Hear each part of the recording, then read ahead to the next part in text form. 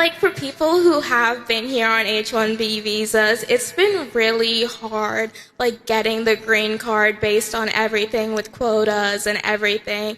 Like my family, we're from India, the quotas are so bad and they're still open and they're taking the money. How do we fix the immigration system for people who have been waiting for the green cards for so long? And they're not getting it in time because a lot of people don't know it, during the Biden administration, to get a green card, it would have taken my family 150 years to get a green card. Sure. So how is the Trump administration like trying to fix that for people who have been here, are paying taxes and doing a lot of stuff that citizens do, but they can't do a lot of things that citizens do? Like, we're also looking for the American dream.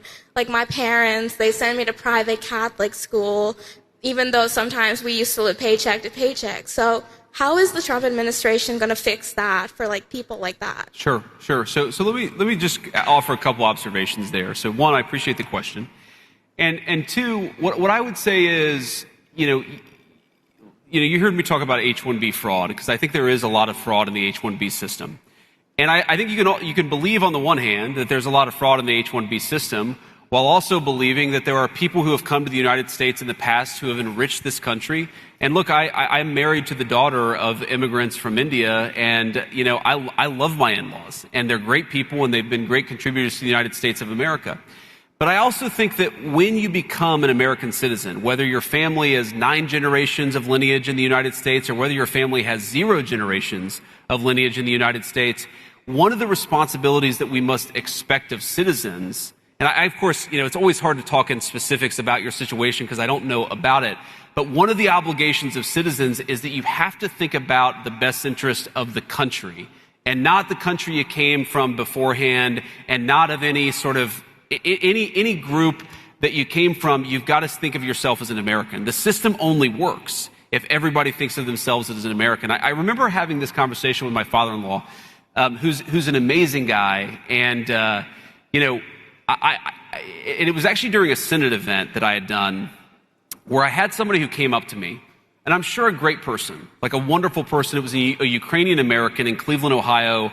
I was campaigning for the Senate. There are a lot of Ukrainian Americans in Cleveland, Ohio. And this person got really agitated at me because I was saying we should stop funding the Ukraine war, okay? And I still believe that, obviously, and it's one of the things I'm proudest that we've done in this administration, is we've told Europe that if you want to buy weapons, you can, but the United States is not buying weapons and sending them to Ukraine anymore. We're just out of that business.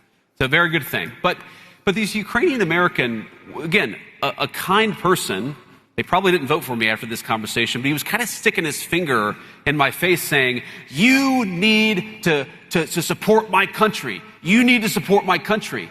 And I said, sir, with all due respect, if you're an American, your country is the United States of America, not a place that you immigrated from, whenever that was.